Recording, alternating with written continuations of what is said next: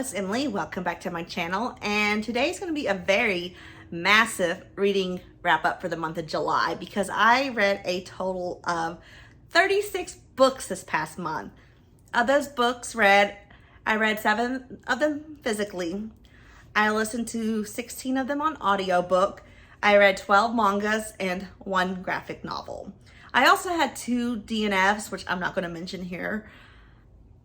And the breakdown star-wise, I had 7 5-star reads, 6 4.5 stars, 11 4 stars, 8 3.5 stars, 3 3 stars, and 1 2.5 star. So let's hop right on in and try to get through all these books without making this video too long because there's a lot to go through. I ended up rereading Red Sister by Mark Lawrence because I read this a few years ago and then never got around to picking up the sequel, so I needed a refresher. This one was 4.5 stars. And then I followed up immediately with Grey Sister, which is a 5-star read for me. Both of these I listened to on audiobook. The narrator's absolutely stunning. I enjoyed following Nona and her journey through the Covenant, as well as all of the political maneuverings and stuff going on throughout. And I definitely recommend this series, and I can't wait to pick up book 3. Another audiobook of mine this past month was A Taste for Poison, 11 Deadly Molecules and the Killers Who Use Them by Neil Bradbury. This was a very informative true crime nonfiction dealing with poisons. The science was broken down very well and easy to understand, and I absolutely love this. And also there's a really cool appendix in the back kind of breaking down all the poisons mentioned here with early dosages as well as antidotes, etc. But definitely a great read, though use the appendix at your own risk because today's forensic is a lot stronger than when these were used back in the 1800s and 1700s. I read volumes 5 and 6 of My Hero Academia Vigiliantes. Really enjoy where the story's going. We still have Trigger running rampant here, and we're seeing a lot more appearances of pro heroes that are kind of side characters in the source material, My Hero Academia, but still great read and can't wait to see what happens next. Another physical read of mine this past month was The Whispering Dark by Kelly Andrew. I really wanted to love this because this book is absolutely stunning, especially with these sprayed edges. Unfortunately, the world building was slightly weak, so unfortunately this was only a 3.5 star read for me. And basically we have a deaf main character named Lane who ends up attending this university dealing with supernatural aspects, and we have alternate planes of reality and a mystery that she must solve. But still, it was an enjoyable read. There's some aspects that needed just a little bit more work. A River Enchanted by Rebecca Ross was a 4.5 star read for me this month, and I ended up listening to this on audiobook, and the narrator is absolutely superb. And this is set during kind of ancient Greek times on an island where there's 2 warring clans, girls are going missing, and there are mischievous spirits, and Jack, a bard, returns home to kind of help Adara with figuring out what is going on.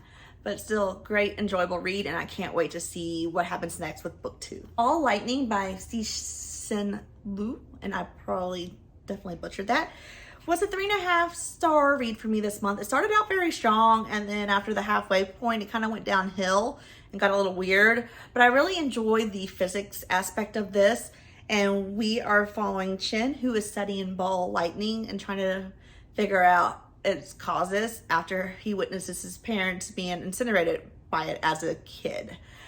But still very science heavy, which I loved. However, plot wise, it kind of got a little out there, so unfortunately it was only a 3.5 star read for me. DanDaDan Volume 1 was a hilarious ride dealing with ghosts and aliens, and I can't wait to check out the rest of the series. I think there's 4 volumes released so far in English, and I got all 4 of them, so I will slowly be reading them and catching up as they are being released because I really enjoyed this first volume. Rivers of London was a 3-star read for me. I listened to this one on audiobook, And it has some good aspects, but then some of the world building character differentiation needed a little work. But here we are following Peter, who's a constable in London and ends up getting drawn into the world of the paranormal after he ends up questioning a ghost, not realizing it was a ghost in an investigation. Glint was a 3.5-star read for me. I read this book physically, and it was just kind of a breather from all the heavier books I was reading this past month. And this one, we do see Aaron kind of healing from captivity and a lot of character growth, though there is still some cheesy stuff going on with the plot and things the characters say, but it's still a fun read if you just want something that doesn't require a lot of thought or brain power. The Cat Who Saved Books was a 5-star read for me this month, and I listened to this on audiobook. And here we are following Rentaro, who ends up holding himself up in his grandfather's bookshop after his passing, and a mysterious talking cat comes along and sets him on a mission to help save books. And this story is just beautifully written, it's compelling, and very heartwarming and thought-provoking, but definitely do recommend checking this one out.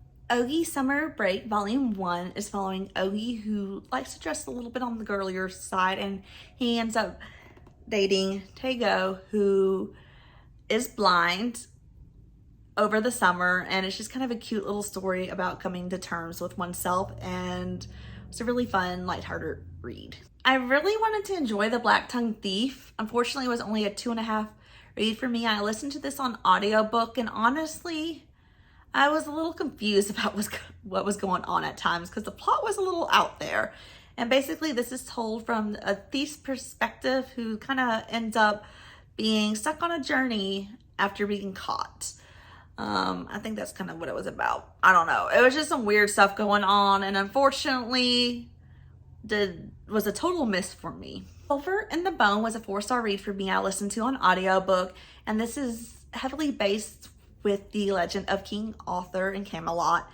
And we have a lot of interesting characters, a search for a missing brother, enemies to lovers, and a lot of drama and betrayal.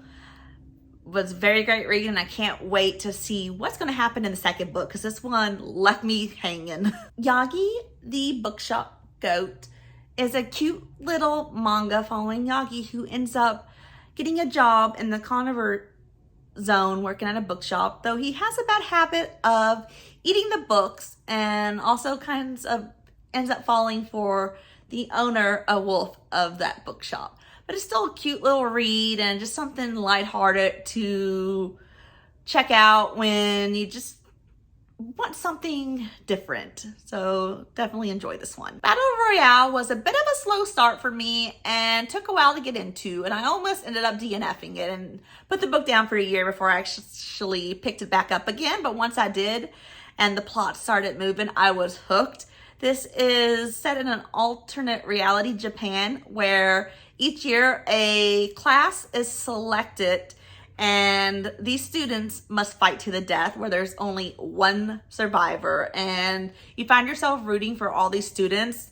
There's a wide cast of characters and a lot of gore and death, but still great read, and I would definitely recommend checking this one out, though if you do get queasy, you probably don't want to read it. Yumi and the Nightmare Painter was a 5-star read for me, and it's an absolutely stunning book, as you can see.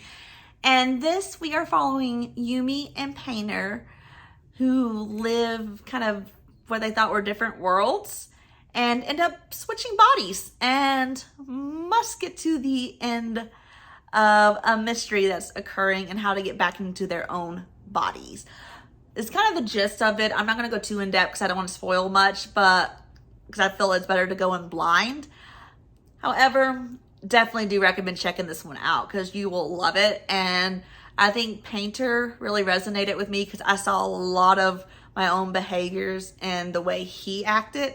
So I think that's kind of why I enjoy the book because I connected with that character so much. The Tower of Nero is the final book in the Trials of Apollo, and this was a long journey for me, and I finally finished all 5 books, and I think this did a great job of wrapping up the series, and I really did love seeing Apollo's character growth from beginning to end, and definitely would recommend checking this out, especially if you're a big Rick Riordan fan. Spy Time's Family was a 5-star read for me. There were quite a few laugh out loud moments and hijinks here, and I can't wait to see what comes next with the next volume because I just adore this manga. Bright and Breaking Sea was a 4-star read for me. I listened to this on audio, and it's kind of set in a historical England with magic, and there's a lot of naval warfare, a plot to thwart a traitor, and a enemies to lovers romance. Though the traitor was predictable, I literally predicted the traitor like when I first started reading, so that was a little bit of a letdown, but still overall I did enjoy the story, and I can't wait to see what else is to come in this series. A Darker Shade of Magic was a reread for me, and I gave it 5 stars, and obviously loved it the second time around, and I plan on getting the other 2 books of this trilogy read before Threads of Power comes out this fall, so those are on my TBR for the next few months, so hopefully I get them completed too. Love is an Illusion Volume 3 is also a reread for me. I originally read these comics off Lezen, and now that they're physically being published, I've been buying them and reading them a second time around, and still love the story. The Last Tale of the Flower Bride was a 4-star read for me, and this I listened to on audiobook, and we have 2 different perspectives here. That one perspective is set in the past and one is set in the present, and it's kind of set in a mysterious manner with a dark and twisted history, but still great read. I did enjoy it, and it was a wild ride trying to figure out how the past and present connected. The 12 Kings in Sharakhai is a revenge fantasy set in the desert following Sita, who wants to kill the 12 kings to get revenge on her mother. There's magic, political maneuvering, and a lot of twists and turns. And this was a 3.5-star read for me, and I can't wait to see what else happens in this series because the second half of it really started to pick up. I read Hunter x Hunter 19, and this is starting one of the darkest arcs in the series. And stuff did definitely get dark here as we are beginning the Chimera Ant arc. Don't want to spoil anything, but I know what's going to happen because I did watch the anime first, and I know I'm going to be upset as I continue reading, which is why I took a break and did not read anymore. I'm probably going to space myself out and read some more later. The Trial was a 3-star read for me. I listened to this on audiobook. I thought it started out strong, but then it kind of got weird as the story progressed. And here we are following Joseph, who is a banker who ends up having to defend his innocence, but they won't tell him what he's been charged with. But still, was an interesting read, though it did get a little weird. I read Can't Stop Cursing You, Volume 1, which was a 4-star read for me, and this is set with a world where curses exist, and there are these people called curse breakers, and one of these curse breakers end up disguising themselves as a biology teacher at a school to figure out who's cursing the students. So great start to the series, and I am intrigued to see what else is going to happen. The Starless Crown was a 4-star read for me. I listened to this one on audiobook. We have multiple perspectives, unlikely alliances, a lot of prophecies, and just a wild ride of an adventure. And I was really intrigued throughout this whole story, and I can't wait to see what happens next now that all of the different characters have kind of met and converged together. So definitely did enjoy this one. Princess Volume 1 is an older manga series originally published in the early 2000s, I believe. And this is set at an all-boys school where pretty boy freshmen must cross-dress as women. It's a little weird, but still I was intrigued to check it out. So I did. It was a 3.5-star read. I'm not sure if I want to continue on with the rest of the series, but we'll see. The Miracles of the Namiya General Store was a solid 5-star read for me, and I was hooked from the very beginning. This is kind of a contemporary / historical fiction with a twist of magical realism. And we are following a group of delinquents who end up holed up in a abandoned general store. And throughout the night, letters keep getting dropped in that they respond to with advice, which these letters turned out to be from the past. And all of the characters and stories end up being connected, and it's just beautifully written, well done, and definitely a book I highly recommend because I could not put this one down. The Grief of Stones is the follow-up to The Witness for the Dead, where Thar's journey continues and is tasked to witness for a murdered Marquis and end up discovering a sinister plot during his investigation. And also we see a new apprentice taken on studying under him. But still, it was a great read, though not as enjoyable as The Goblin Emperor. So unfortunately I only gave it 3 stars, but I still did enjoy the story. I read volumes 16 through 18 of Black Clover, which was a fun ride because we are starting to get in the depths of a new arc with a lot of fight scenes and action, and really am enjoying this and can't wait to see what happens next. The last book I'm going to talk about that I read this month is Girl, Goddess, Queen by Bea Fitzgerald. And this is a Hades and Persephone retelling with a twist where Persephone ends up actually being the one that died head first into hell and was not kidnapped as all the prior stories told. And I really enjoyed this. It had a lot of back and forth banter and a snarky main character who wanted to break free from the confinement she grew up in. But still, great, enjoyable read. I loved both of these characters. They were very well thought out and was a nice twist to a beloved Greek retelling. And also, it's an absolutely stunning addition. So that's another plus for me. I guess that's it for today's video.